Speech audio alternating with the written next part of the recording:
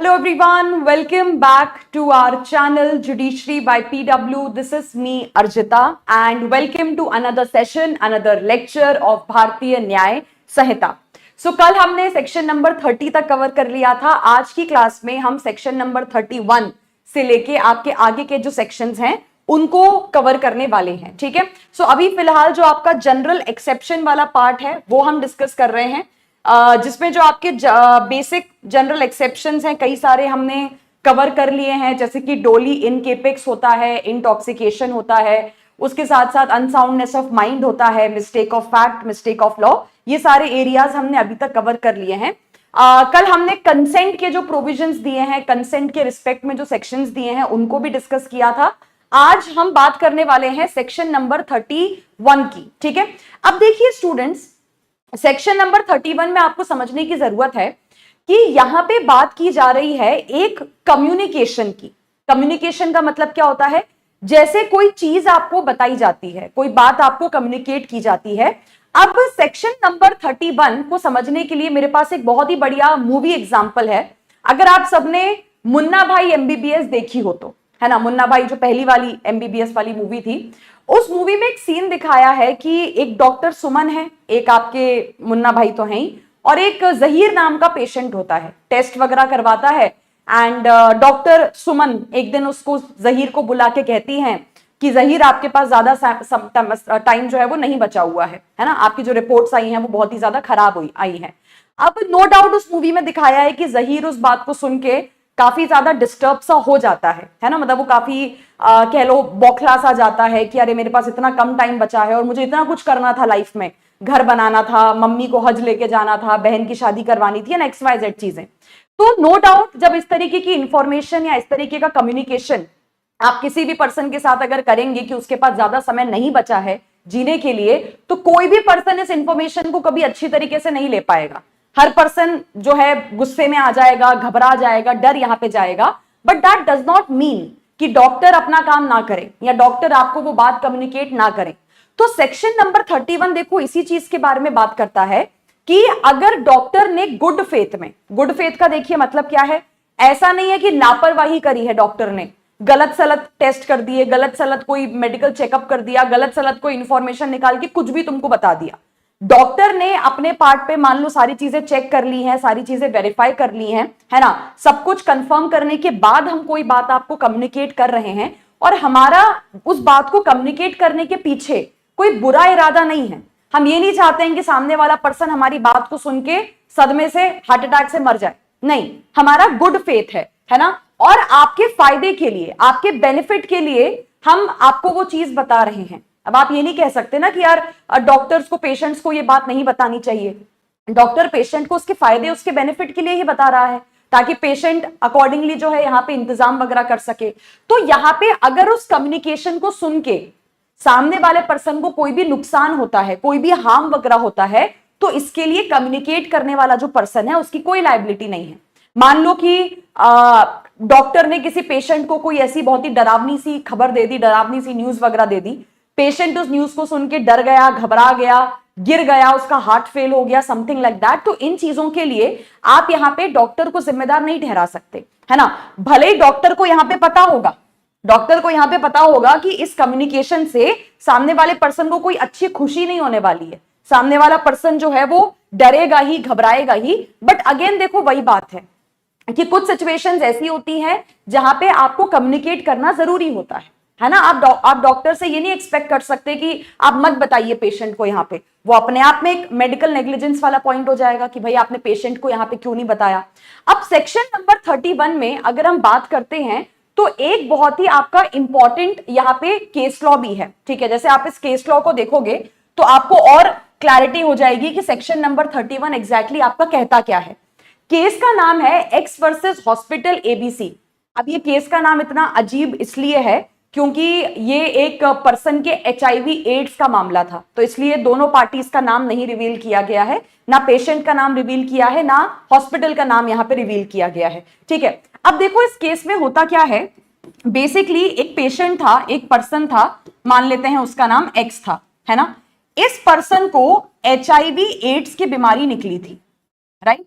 अब आज के समय में हमारा समाज जो है थोड़ा जागरूक हो गया है, थोड़ा अवेयर टाइप का हो गया है, वरना आज से कई साल पहले तो HIV एड्स को एक बुरी बीमारी ही मानी जाती थी, है ना। मतलब सरकार इवन टीवी वगैरह पे जो है एड्स भी चलाया करती थी जागरूकता के लिए कि HIV एड्स पेशेंट्स के साथ बुरा व्यवहार मत किया करो, उनके साथ ऐसा छुआछूत टाइप का व्यवहार मत करो, ये बीमारी फैले जो है छूने से नहीं फैलती है, इस तरीके की चीजें। तो यहाँ पे क्या था कि ये जो पेशेंट एक्स था इसको HIV एड्स हो गया था। अच्छा, इनकी जो है सगाई हो चुकी थी, इनकी इंगेजमेंट हो चुकी थी, इनकी शादी होने वाली थी। तो यहाँ पे जो डॉक्टर्स थे, जो ये हॉस्पिटल की टीम थी जहां पे एक्स का इलाज चल रहा था, उनको ऐसा लगता है कि ये जो पेशेंट है एक्स, ये अपनी मंगेतर को यानी कि अपने फियांसे वाई को ये बात नहीं बताएगा कि उसको HIV एड्स है। ठीक है, अब अगर ये नहीं बताएगा तो ये थोड़ी दिक्कत की बात है। दिक्कत की बात क्यों है? आप क्योंकि शादी कर लोगे, शादी करने के बाद आपके बीच में क्या डेवलप होगा? कॉन्ज्यूनल रिलेशन यानी कि फिजिकल रिलेशन डेवलप होगा। अब फिजिकल रिलेशन है तो सिंपल सी बात है कि इस पर्सन की जो HIV एड्स की बीमारी है वो इस लड़की को चली जाएगी। मतलब एक लड़की को HIV एड्स का रिस्क है, वो सीधा सीधा डॉक्टर्स को यहां पे दिख रहा है। तो हॉस्पिटल की टीम यहां पे क्या करती है, इस लड़की को जाके बता देती है कि देखिए हमको नहीं पता आपके मंगेतर ने आपको बताया कि नहीं बताया, लेकिन आपके होने वाले पति को HIV एड्स की बीमारी है और हमारे हिसाब से शादी करने से पहले ये बात आपको पता होनी चाहिए। अब सीधी सी बात है कि ये खबर सुन के शायद ही कोई होगा जो शादी करेगा, तो लड़की ने भी वही किया, लड़की ने शादी तोड़ दी।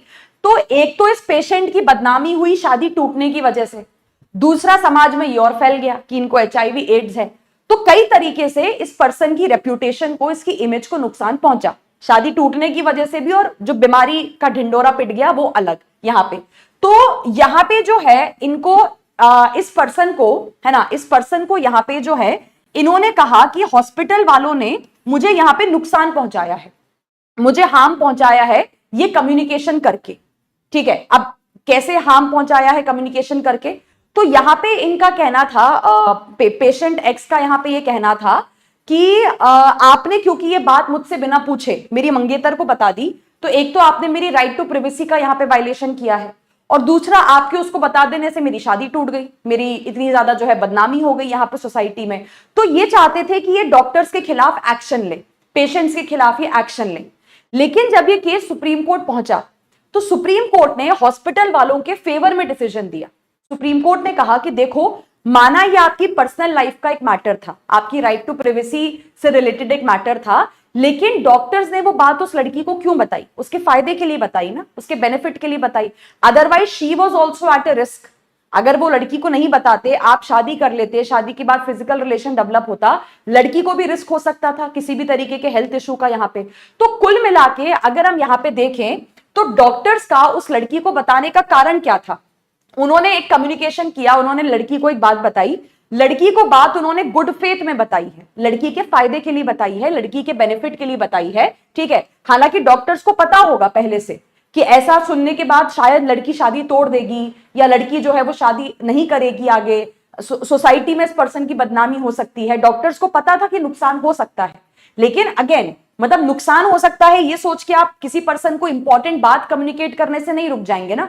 तो इसलिए यहां पे हॉस्पिटल और डॉक्टर्स की टीम को जो है सुप्रीम कोर्ट ने बेनिफिट दे दिया था सेक्शन नंबर 31 का। ठीक है, अब आ जाते हैं हम सेक्शन नंबर 32 के ऊपर। अब देखिए सेक्शन नंबर 32 स्टूडेंट्स एक बहुत ही इंपॉर्टेंट जनरल एक्सेप्शन है। यहां से आप देखोगे कई बार एग्जाम्स के अंदर में क्वेश्चन पूछा जाता है, खास करके प्रीलिम्स पेपर के अंदर में। ठीक है, देखो सेक्शन नंबर 32 आपको एक सिंपल सी बात ये बताता है कि अगर आपसे कोई भी अपराध करवाया जाए, है ना, अगर आपसे यहां पे कोई भी ऑफेंस करवाया जाए, और वो देखो कोई भी ऑफेंस हो सकता है, लेकिन अगर वो ऑफेंस आपने अपनी खुद की मर्जी से नहीं किया है, आपने अपनी स्वयं इच्छा से नहीं किया है, तुमने खुद चोरी चकारी नहीं की है, तुमने खुद रॉबरी नहीं की है, तुमने खुद डकैती नहीं की है, तुमने खुद से जाके अपराध नहीं किया है, तुमसे अपराध करवाया गया है, you were made to do an offence. अब किसी पर्सन से तुम अपराध कैसे करवा सकते हो? उसको डरा के, है ना, उसके मन में डर पैदा करके, उसके मन में खौफ पैदा करके, उसको डरा के धमका के, ये एक तरीका होता है किसी से अपराध करवाने का। तो तुमसे भी डरा के धमका के यहां पे क्या करवा दिया गया? आपको जो है यहां पे अपराध करवा दिया गया। ठीक है, अब ये जो डर आपको दिखाया गया, ये जो फियर आपको यहां पे दिखाया गया कि अपराध करने के लिए, ये जो फियर था, ये कौन सा फियर था? ये था इंस्टेंट डेथ का। इंस्टेंट डेथ का मतलब क्या होता है? कोई पर्सन 2 किलोमीटर या 10 किलोमीटर, जस्ट अ सेकेंड, ठीक है, तो कोई जो पर्सन है वो 2 किलोमीटर या 10 किलोमीटर दूर नहीं बैठा हुआ है ना, कि ऐसा नहीं है कि कोई पर्सन बहुत ज्यादा दूर बैठ के तुमको डरा धमका रहा है ना। कोई पर्सन तुम्हारी इमीडिएटली सर पे खड़ा हुआ है और सर पे खड़े होके वो तुमसे ये कह रहा है कि ये वाला अपराध करो, नहीं तो मैं आपकी डेथ कॉज कर दूंगा। तो ध्यान रखना कि सेक्शन नंबर 32 में जो आपको डराया धमकाया गया, जो आपको थ्रेट दिया गया है, वो इंस्टेंट डेथ का थ्रेट होना चाहिए। उससे कम कुछ भी नहीं चलेगा कि अरे सर मुझे डराया गया था कि मेरी प्रॉपर्टी छीन ली जाएगी, मेरे साथ ऐसा हो जाएगा वैसा हो जाएगा, तो लॉ आपकी मदद नहीं कर पाएगा। लॉ आपकी मदद सिर्फ तब करेगा अगर आपको इंस्टेंटली, अभी के अभी तुमको जान से मार देंगे, इस तरीके का डर दिखा के अगर आपसे कोई अपराध करवाया जाता है तो अगर ऐसा कोई अपराध आपसे करवाया गया, आप उस अपराध को करने के लिए लायबल नहीं है। लेकिन कल को मान लो कि तुमको जान से मारने का डर दिखा के तुमसे देश के खिलाफ कोई अपराध करवा दिया जाए, तुमसे देश के खिलाफ टेररिज्म करवा दिया जाए, तो क्या ये अलाउड है? तो नहीं। अब यहां पे एक और बात ध्यान रखना कि 2 तरीके के अपराध होते हैं जिनमें आप नहीं बच पाओगे, भले ही आपको जान से मारने का डर दिखा के आपसे वो अपराध करवाए गए होंगे। एक हो जाता है, ठीक है, एक हो जाता है आपका मर्डर और एक हो जाता है देश के खिलाफ किए गए अपराध। ठीक है, आप ये नहीं कह सकते कि सर मुझे जान से मारने का डर दिखाया गया था, मुझे जान से मारने की कोशिश की गई थी, तो इसलिए मैंने किसी दूसरे पर्सन की जान ले ली। ये अलाउड नहीं है, जैसे कि हमने नेसेसिटी के टाइम पे पढ़ा था, है ना, कि आप अपनी जान बचाने के लिए किसी दूसरे पर्सन की इंटेंशनल डेथ नहीं कॉज कर सकते हैं, आप किसी दूसरे पर्सन का मर्डर नहीं कॉज कर सकते हैं। ठीक है, तो आपसे अगर ये कहा जाए कि एक्स पर्सन को मार दो नहीं तो तुमको मार देंगे, और तुमने ये धमकी सुन के, ये डर से तुमने एक्स पर्सन की डेथ कॉज कर दी, तो यहां पे आप इस सेक्शन का बेनिफिट लेके नहीं बच पाओगे। दूसरा, आपको डरा के धमका के आपसे टेररिज्म करवा दिया गया या आपसे देश के खिलाफ कोई और अपराध करवा दिया गया, वहां पे भी आप ये नहीं कह सकते कि अरे सर हमको जान से मारने का खतरा था। सो व्हाट, जान से मारने का खतरा था मतलब आप देश के खिलाफ चले जाएंगे। तो 2 अपराधों को छोड़ के सेक्शन नंबर 32 क्या कहता है कि इन 2 अपराधों को छोड़ दो। इन दोनों अपराधों के अलावा अगर आपसे कोई भी अपराध करवाया जाता है, मतलब you were compelled to do it, और वो अपराध कैसे करवाया गया, आपको इंस्टेंट डेथ का खतरा दिखा के करवाया गया, तो ऐसे में आप जो है सेक्शन नंबर 32 के अंदर में बेनिफिट लेके बच सकते हैं। ठीक है, तो सेक्शन 32 के स्टूडेंट्स एसेंशियल्स क्या है, जरूरी रिक्वायरमेंट क्या है? पहली रिक्वायरमेंट तो क्या है कि आपको मिली होनी चाहिए कोई धमकी, आपको मिली होनी चाहिए कोई थ्रेट। ठीक है, थ्रेट कौन सा होना चाहिए? थ्रेट होना चाहिए जान से मारने का, कि आपको यहां पे जान से मारने की धमकी दी गई थी, और वो जान से मारने की धमकी भी इमीडिएट थी, कि मतलब जो सामने वाला पर्सन होगा वो आपके सामने खड़ा होगा और सामने खड़े होके वो आपको डरा धमका रहा होगा, और ऐसे में जान से मारने की धमकी देके आपसे बेसिकली क्या करवा लिया गया? कोई अपराध करवा लिया गया। ठीक है, तो आप उस अपराध को करने के लिए लायबल नहीं है, लेकिन ध्यान रखना कि वो जो अपराध है मर्डर नहीं होना चाहिए और स्टेट के अगेंस्ट किया गया कोई ऑफेंस नहीं होना चाहिए। ठीक है, ये 2 अपराधों में आप नहीं बच पाओगे। इनके अलावा अगर आपसे कोई भी अपराध करवाया जाता है आपको डरा के धमका के, तो आपकी कोई लायबिलिटी नहीं है। अच्छा, एग्जाम में एक और सवाल यहां पे इस तरीके से भी बनता है कि जैसे मान लो ए पर्सन है, ए पर्सन को यहां पे कहा गया कि हम तेरी हड्डियां तोड़ देंगे अगर तूने यही अपराध नहीं किया तो। ठीक है, हम तेरे को बुरी तरीके से मारेंगे पीटेंगे, हम कल परसों आके तेरी डेथ कॉज कर देंगे। अगर ये सारे डर दिखाए जाते हैं तो आप इस सेक्शन का बेनिफिट नहीं ले सकते हो, ध्यान रखिएगा। ठीक है, जो आपको इस सेक्शन का बेनिफिट सिर्फ तब मिलेगा जब आपको जान से मारने की और इंस्टेंट जान से मारने की धमकी मिली हो, कि सामने वाला जो पर्सन है वो कहां पे हो, एकदम आपकी इमीडिएट प्रेजेंस में खड़ा हो। नहीं, instant death towards family member also is not allowed. Instant death का खतरा आपको खुद को होना चाहिए, उस पर्सन को होना चाहिए जिससे अपराध करवाया जा रहा है, तभी सेक्शन नंबर 32 का बेनिफिट आपको यहां पे मिलता है। अच्छा, अब ये जो सेक्शन है इसके जो एक्सप्लेनेशन है they are also very much important, यहां से मुझे याद है कि एमपी जुडिशरी और कई और सारे आपके पेपर्स हैं, उनमें सीधा सीधा जो एक्सप्लेनेशन में दिया हुआ है वो सीधा सीधा एग्जाम में सवाल उठा के ये पूछ लेते हैं। अब यहां पे देखो एक्सप्लेनेशन नंबर 1 आपको सिंपल भाषा में क्या बताता है। मान लेते हैं आपका एक दोस्त है, आपका दोस्त क्या करता है, डकैतियां करता है, वो उसका प्रोफेशन है, उसका उसका उसका उसका पेशा ही वही है, वो डकैतियां करते हैं, उनका पूरा गैंग है, उनका पूरा ग्रुप है। अब आपने आज तक कभी लाइफ में डकैती होती हुई देखी नहीं थी, आपने कभी डकैती कैसे होती है, क्या प्लानिंग करते हैं, ये सब आपने कभी होता हुआ देखा नहीं था। तो आप एक दिन अपने फ्रेंड को फोन घुमाते हैं, आप उससे पूछते हैं कि कोई अभी लेटेस्ट में है क्या डकैती वकैती करने का प्लान। आपका दोस्त आपसे कहता है कि हाँ आज ही जा रहे हैं हम डकैती करने के लिए, and you tell your friend कि ठीक है आज मैं भी आपके साथ चलूंगा, मुझे भी जरा देखनी है कि तुम लोग डकैती वगैरह करते कैसे हो, मतलब क्या क्या किया जाता है वो सारी चीजें, मतलब मैं बस देखने चलूंगा, मुझे कुछ करनी नहीं है डकैती वगैरह। तो तुम बेसिकली अपने दोस्त के उस गैंग के साथ चले गए, डकैतों के गैंग के साथ। अब जब आपका फ्रेंड और फ्रेंड का ग्रुप और आप वहां पहुंचे जहां डकैती मारनी थी, तो वहां पे आपसे कहा गया कि चलो बेटा आप एक काम करो, ये घर है इसमें डकैती मारनी है और इस घर में ये ताला लगा हुआ है, ताले को तुरंत तोड़ो। अब आप बोलो कि अरे अरे मैं कैसे ताला तोड़ूंगा, मैं तो डकैती करने थोड़ी ना आया था, मैं तो बस देखने के लिए आया था कि डकैती किस तरीके से होती है। अब वो डकैतों का ग्रुप, जो तुम्हारा फ्रेंड और फ्रेंड का डकैतों का ग्रुप है, वो तुम्हारे सर पे यहां कनपट्टी पे गन लगा दें, पिस्टल लगा दें और तुमसे कहे कि देखो ऐसा है, या तो ताला तोड़ो, दरवाजा तोड़ो, नहीं तो अभी तुमको जान से खत्म कर देंगे। और तुमने जान का डर देख के क्या करा, तुमने जान का डर देख के ताला तोड़ दिया। अब ताला तोड़ना क्या है, अपने आप में एक अपराध है भारतीय न्याय संहिता का।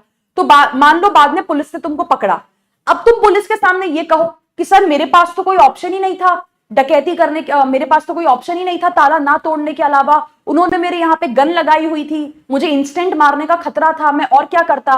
पुलिस कहेगी एक बात बताओ, तुम उस सिचुएशन में पहुंचे कैसे कि वो डकैत तुम्हारे यहाँ पे गन लगा पाए, पिस्टल लगा पाए। How did you land up in that situation, you landed up yourself, तुमने खुद अपने आप को क्या करा, उस सिचुएशन में डाला। क्यों गए थे डकैतों के साथ, वहां पे देखने के लिए कि डकैती वगैरह कैसी होती है। तो जो पर्सन खुद अपने आप को इस सिचुएशन में डालता है कि कोई पर्सन उसको जान से मारने का डर दिखा के, इंस्टेंट डेथ का खतरा दिखा के उससे कोई अपराध करवा जाए, वो पर्सन भी ये सेक्शन का बेनिफिट लेके नहीं बच पाएगा। यही बात आपको यहां पे बताई गई है कि देखो तुम्हें पता है कि तुम डकैतों के साथ जा रहे हो, वो क्रिमिनल्स हैं, ये जानने के बावजूद आप उनके गैंग को, आप उनके ग्रुप को ज्वाइन करते हो और बाद में वो डकैत अगर आपसे कोई अपराध करवाते हैं आपको जान से मारने का डर दिखा के, तो आप ये नहीं कह सकते कि सर मुझे सेक्शन नंबर 32 का बेनिफिट दे दो, क्योंकि आपने क्या करा है, आपने खुद अपने आप को सिचुएशन के अंदर में प्लेस किया है, तुमने खुद अपने आप को डाला ना। कौन पागल होता है जो जाता है डकैतों के साथ देखने के लिए कि डकैती कैसे की जाती है, ठीक है। तो यहां पे आपको बेनिफिट नहीं मिलेगा। एक्सप्लेनेशन नंबर 2, अब यहां पे जैसे आपको ये एक्सप्लेनेशन तो क्या ही है, ये बेसिकली एग्जाम्पल टाइप का आपको दिया है। अब यहां पे जैसे बताया है कि मान लो डकैतों का जो एक गैंग है वो एक स्मिथ को पकड़ ले, स्मिथ का मतलब चाबी बनाने वाला है ना, जो जब हमारी चाबी वगैरह खो जाती है तो आप जिसके पास जाते हो डुप्लीकेट चाबी बनवाने के लिए, उसको स्मिथ कहते हैं। तो मान लो डकैतों के गैंग ने क्या करा, एक स्मिथ को यहां पे उठा लिया, ठीक है, उठा के लेके गए उसको अपने साथ, जहां डकैती करनी थी वहां जाके उसको उतारा और बोला कि अब एक काम करो, ये जो घर है इसका ताला तोड़ो वहां पे। अब चाबी बनाने वाला जो है वो बोला कि सर मतलब मैं क्यों तोड़ूं, मुझे नहीं तोड़ना ताला वाला। तो ये डकैतों का ग्रुप उससे कहता है कि या तो ताला तोड़ो नहीं तो तुम्हारी जान ले लेंगे। तो बेचारे ने जान का खतरा देख के क्या करा, अपने औजार, अपने टूल्स वगैरह निकाले और घर का जो ताला है वो उसने यहाँ पे तोड़ दिया। उसके बाद डकैतों ने अंदर घर में घुस के क्या करी, डकैती जो है वो यहाँ पे कर ली। तो अब ये जो चाबी बनाने वाला है ये सेक्शन 32 का बेनिफिट लेके बच जाएगा। ये क्या कहेगा कि सर मैंने जानबूझ के ताला नहीं तोड़ा, मुझे कोई अपराध नहीं करना था, लेकिन जान का खतरा था मेरे को, मुझे मारने पे तुले हुए थे ये लोग, है ना, तो मैं और क्या करता, I did not have any other option, ठीक है। तो that is your section number 32। 33 के ऊपर आ जाइए। अब सेक्शन नंबर 33 जो है ये देखो आपको एक सिंपल सी बात ही बताता है कि सुप्रीम कोर्ट के पास, हाई कोर्ट के पास, डिस्ट्रिक्ट कोर्ट के पास ना, देश की पुलिस के पास बहुत बड़े बड़े मुद्दे हैं। They have much bigger concerns, much bigger issues to worry about, है ना। सीजेपी प्रोटेस्ट चल रहा है, जंतर मंतर पे इतना कुछ चल रहा है, बहुत चीजें हैं देश के कोर्ट और जजेस और लॉ के पास वरी करने के लिए।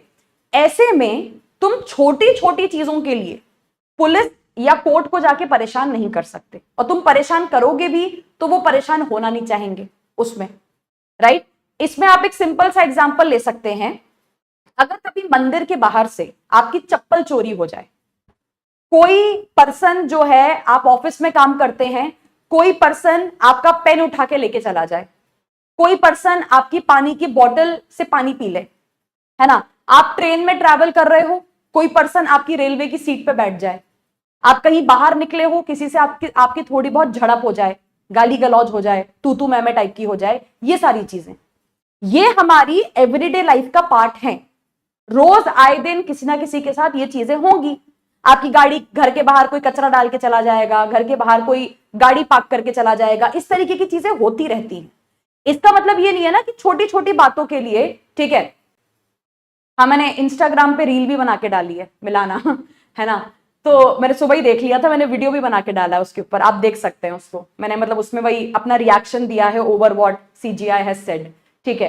तो ये छोटी छोटी चीजें हैं, स्लाइट हार्म है, इनके लिए आप परेशान नहीं कर सकते यहाँ पे कोर्ट को या लॉ को या पुलिस वालों को कि अरे सर मेरी चप्पल चोरी हो गई, अरे सर देखिए मेरा जो पड़ोसी है ये मेरे घर के बाहर रोज गाड़ी खड़ी करके चला जाता है। ये छोटी मोटी मामले हैं, इनसे कोई बहुत बड़ा आपका नुकसान नहीं हो रहा है कि इसके लिए पुलिस एफआईआर की जाए, कोर्ट में केस वगैरह जो है वो यहाँ पे फाइल की जाए, है ना, ये सब नहीं किया जा सकता, राइट। तो यहाँ पे सेक्शन नंबर 33 इसी चीज के बारे में बात करता है। सेक्शन 33 कहता है कि देखो, हम ये नहीं कह रहे कि आपके साथ अपराध नहीं हुआ है, मंदिर के बाहर से आपकी चप्पल चोरी हो जाए वो भी चोरी का अपराध है, वो भी थेफ्ट का अपराध है, हम ये नहीं कह रहे कि वो चोरी नहीं है, लेकिन चप्पल चुरा के तुमको कितना ही नुकसान हुआ होगा, कितना ही हार्म तुमको पहुंचा होगा, 200 रुपए, 500 रुपए, 1000 रुपए ज्यादा से ज्यादा, और कितनी महंगी चप्पल होगी तुम्हारी। तो यहां पे अपराध हुआ है, ठीक है, लेकिन उस अपराध से जो नुकसान हुआ है तुमको, वो इतना ज्यादा छोटा है, इतना ज्यादा हार्म है कि कोई जो सही बुद्धि का आदमी होगा ना, वो उस चीज के लिए कंप्लेन नहीं करेगा कि यार मेरी चप्पल चोरी हो गई, मेरे साथ ऐसा हो गया, मेरे साथ वैसा हो गया। कोई समझदार पढ़ा लिखा आदमी होगा, दे विल इग्नोर दैट कि चलो यार ठीक है, होता रहता है ना, इसमें कोई बहुत ज्यादा बखेड़ा खड़े करने वाली बात नहीं है। तो यहां से एग्जाम में एक लीगल मैक्सिम पूछा जाता है, that is de minimis non curat lex. De minimis non curat lex का मतलब कि आपके साथ जो अपराध हुआ है, आपके साथ जो ऑफेंस हुआ है, उससे जो नुकसान आपको पहुंचा है, दैट इज वेरी ट्रिवियल, ठीक है, दैट इज वेरी ट्रिवियल, वो बहुत ही छोटा है, ठीक है, और छोटे नुकसान में लॉ को कोई फर्क नहीं पड़ेगा, ठीक है, लॉ को कोई फर्क यहां पे नहीं पड़ने वाला है, ठीक है। तो यहां पे सेक्शन नंबर 33 आपको यही बताता है कि अगर अपराध हुआ है, अपराध करके देखो बहुत बड़ा नुकसान हुआ है, कोई बहुत बड़ा इंपैक्ट पड़ा है, बिल्कुल कानून आपकी मदद करेगा, बिल्कुल लॉ जो है वो आपकी मदद करेगा। लेकिन छोटा मोटा नुकसान हुआ है तो छोटी मोटी चीजों के लिए you can't go on complaining ना। आपके हस्बैंड वाइफ से थोड़ी सी घर में तू तू मैं हो गई तो तुम जाके डोमेस्टिक वायलेंस का केस फाइल कर दोगे, या तुम जाके क्रूएल्टी का केस फाइल कर दोगे। अरे नॉर्मल झड़प तो होती रहती है, सुप्रीम कोर्ट भी यही कहता है कि यार नॉर्मल लड़ाई झगड़े तो are part and parcel of husband wife relation. इसका मतलब ये नहीं है ना बात बात पे सास ससुर के ऊपर जाके, पति पत्नी के ऊपर जाके तुम क्रूएल्टी लगाते रहोगे, ठीक है, क्रूएल्टी हो गई, ऐसा हो गया, वैसा हो गया। यहाँ पे तो छोटी मोटी चीजों में ना तो लॉ पड़ता है, और लॉ ऐसा मान के चलता है, ठीक है, कि अगर छोटी मोटी चीजें हैं तो उसमें इंसान को भी नहीं पढ़ना चाहिए, है ना। ऐसे कोई फिक्स पैरामीटर नहीं है। चंदन राज बहार, ठीक है, ऐसा कोई फिक्स पैरामीटर नहीं है। अगेन डिपेंड्स, मतलब that's a question of fact, case to case differ करेगा। ऐसे तो मंदिर के बाहर एक बार एक मंत्री जी के लड़के के जूते जो है चोरी हो गए थे, लेकिन उस मामले में एफआईआर दर्ज की गई थी क्योंकि वो जो जूते थे वो 25-30 हजार के थे, है ना। तो it's a question of fact, मतलब सिचुएशन टू सिचुएशन वेरी करेगा, डिफर करेगा, ठीक है। चलिए अब आ जाते हैं जनरल एक्सेप्शन के एक बहुत ही इंपॉर्टेंट पार्ट के ऊपर, जो है आपका प्राइवेट डिफेंस। अब प्राइवेट डिफेंस में देखिए हमें केस लॉज भी कवर करने हैं, तो केस लॉज हम इकट्ठा एक बार एंड में कवर करेंगे जब हम प्राइवेट डिफेंस वाला पार्ट पूरा पढ़ लेंगे, पूरा अच्छी तरीके से डिस्कस कर लेंगे।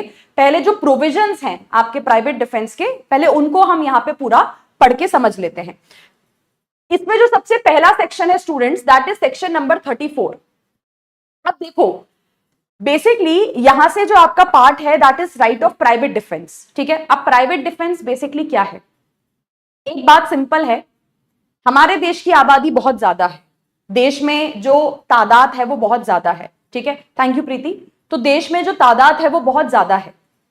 आप हमेशा एक्सपेक्ट नहीं कर सकते कि एक पुलिस वाला या कोई सिक्योरिटी वाला या कोई तुम्हारा ध्यान रखने वाला पूरा टाइम जो है वो तुम्हारे पीछे पीछे पीछे पीछे पीछे पीछे जो है वो लगा रहेगा। तो कभी कभार सिचुएशन ऐसी होती है कि आप पुलिस वाले की मदद ले सकते हैं, आपको कोई डर होता है, आपको कोई खतरा होता है, आपको कोई डेंजर होता है। ठीक है, आपके पास अगर मौका है, सिचुएशन ऐसी है, आप बिल्कुल पुलिस वालों की मदद लीजिए। But it is not always possible कि पुलिस वालों की मदद ली जा सके या किसी पब्लिक सर्वेंट की मदद ली जा सके। कभी कभार आदमी को अपनी जो यहाँ पे क्या कहते हैं रक्षा है, आत्मरक्षा है, स्वयं रक्षा है, वो खुद ही करनी पड़ती है। कभी कभार चीजों को आपको खुद हाथ में लेना पड़ेगा। फॉर एग्जाम्पल, कोई आदमी अगर नाइफ लेके या कोई शार्प ऑब्जेक्ट लेके तुम्हारे ऊपर चढ़ के आ जाए, अब वहां पे आप थोड़ी ना वेट करेंगे कि कोई पुलिस वाला आएगा या तुमको आके बचा के जाएगा। ये तो इस सिचुएशन में तो आपको जो करना पड़ेगा खुद ही करना पड़ेगा अपने आप को बचाने के लिए। तो इसलिए आपको प्राइवेट डिफेंस का जो राइट है वो यहां पे प्रोवाइड किया गया है ना। जैसे अभी थोड़े दिन पहले वो मुंबई के लोकल में एक इंसिडेंट हुआ था, एक पागल सरफिरा आदमी, उससे कहा मुंबई का लोकल का गेट बंद कर दो, तो पागल ने जो है वो चाकू लेके स्टैप करके मार ही दिया अगले बेचारे लड़के को, 22-23 साल के लड़के को। ठीक है, अब वो 22-23 साल के लड़के के पॉइंट ऑफ व्यू से देखो, उसको तो जान से मारने का खतरा आ गया था ना एक टाइम पे, अगला तुम्हारे ऊपर नाइफ लेके चढ़ के आ गया। तो वो 22-23 साल के लड़के को जो करना था उस समय खुद ही करना था। आपने देखा उस इंसिडेंट का जो वीडियो वगैरह है पूरा वायरल हुआ था। कोई मदद नहीं करता आपकी, सारे भाग जाते हैं अपनी अपनी जान बचाने में। तो तुम्हें जो अपनी आत्मरक्षा करनी है, प्राइवेट वो करना है, अपने आप को बचाना है, वो खुद ही करना पड़ेगा। यू कांट एक्सपेक्ट ऑलवेज कि लॉ एंड ऑर्डर हमेशा तुम्हारी मदद करने को रहे, सिक्योरिटी वाले हमेशा रहे, पुलिस हमेशा तुमको बचाने के लिए आए। That is not possible. तो इसलिए कुछ सिचुएशंस होती हैं जहां पे आपको प्राइवेट डिफेंस का राइट अलाउ किया जाता है ना, कि आप अपने आप को बचाने के लिए, किसी और पर्सन को बचाने के लिए। ऐसा भी नहीं है कि आप सिर्फ अपने आप को बचाओ, आपको दिख रहा है कि कोई और पर्सन खतरे में है, कोई और पर्सन डेंजर में है, तुम उसको भी बचाओ, करो अपने प्राइवेट डिफेंस का राइट का इस्तेमाल। इतना सेल्फिश नहीं बनना है जिंदगी में कि अपने पे आएगी तो ही करेंगे, वो सामने वाला दिक्कत में है तो भी जाओ बचाने के लिए उसको। तो यहाँ पे सेक्शन नंबर 34 आपको बेसिक सी बात ये बताता है कि देखो देश में सबके पास राइट ऑफ प्राइवेट डिफेंस है। आप अपने बचाव में अपने आप को बचाने के लिए जो करना चाहें वो कर सकते हैं, और अपने बचाव में अगर कोई भी चीज की जाती है तो वो एक अपराध नहीं है, वो एक ऑफेंस नहीं माना जाएगा। जैसे एक सिंपल सा एग्जांपल, वही तुम मुंबई लोकल वाला ही एग्जांपल ले लो कि अगर वो आदमी आपके ऊपर चढ़ आया है चाकू लेके, नाइफ लेके, आपको मारने के लिए आ रहा है, तो अब आदमी अपने आप को बचाने के लिए कोशिश करेगा ना। तो आपने भी पलट के क्या करा? अब मान लो कि वो लड़का 22-23 साल का लड़का क्या करता, वो उस आदमी को जिसके हाथ में चाकू था उसको लेके ट्रेन के बाहर ही धक्का मार देता। अब ट्रेन फास्ट जाती है, सीधी सी बात है, वो आदमी ट्रेन के बाहर गिरते ही मर जाता, उसकी डेथ वहां पे कॉज हो जाती। लेकिन आप उस 22-23 साल के लड़के को ब्लेम नहीं कर सकते थे कि तुमने ये क्या कर दिया, देखो किसी को मार दिया। उसके पास कोई और ऑप्शन नहीं था, उसकी जान खतरे में थी, तो जान बचाने के लिए उसको जो सही लगा उसने वो वहां पे किया। और जो भी उसने किया, चलो किसी को नीचे धक्का मार के गिरा दिया, उसकी डेथ कॉज कर दी, तो नॉर्मल सिचुएशन में वो एक मर्डर का अपराध हो जाता, वो एक ऑफेंस हो जाता। बट यहां पे क्योंकि अपराध प्राइवेट डिफेंस के राइट को एक्सरसाइज करते हुए किया गया है, तो उसे हम अपराध नहीं मान के चलेंगे। That will not be considered as an offence. Normal situation में वो अपराध होता, लेकिन यहां पे ऑफेंस नहीं है, क्योंकि वो प्राइवेट डिफेंस में जो है वो ऑफेंस का इस्तेमाल यहां पे किया गया है। तो यहां पे सेक्शन नंबर 34 आपको सिंपल सा प्रिंसिपल यही बताता है कि कभी कभार आप कुछ चीजें ऐसी करोगे जो अदरवाइज अपराध मानी जाएंगी, ऑफेंस मानी जाएंगी, लेकिन अगर वो प्राइवेट डिफेंस के राइट को एक्सरसाइज करते हुए की गई हैं, देन वो ऑफेंस नहीं है, देन वो अपराध नहीं माना जाएगा। ठीक है, अब सेक्शन नंबर 35 आपको आपके प्राइवेट डिफेंस के राइट का एम्बिट बताता है कि हमारे पास प्राइवेट डिफेंस क्या है, किस तरीके का है, कहां कहां अवेलेबल है, कब कब अवेलेबल है, कैसे कैसे अवेलेबल है। तो यहां पे लिखा है कि एवरी पर्सन एवरी पर्सन मतलब चाहे आप इस देश के नागरिक हैं, चाहे आप इस देश के नागरिक नहीं हैं, चाहे आप एक फॉरेन सिटीजन हैं, इस देश में जितने लोग हैं, हर पर्सन के पास अपनी खुद की बॉडी और अपनी प्रॉपर्टी और किसी दूसरे की बॉडी और किसी दूसरे की प्रॉपर्टी को बचाने का प्राइवेट डिफेंस का राइट रहता है। जैसे यहां पे एक एग्जाम्पल मैं आपको दूंगी, आई एम श्योर ये मूवी आप सब लोगों ने देखी होगी।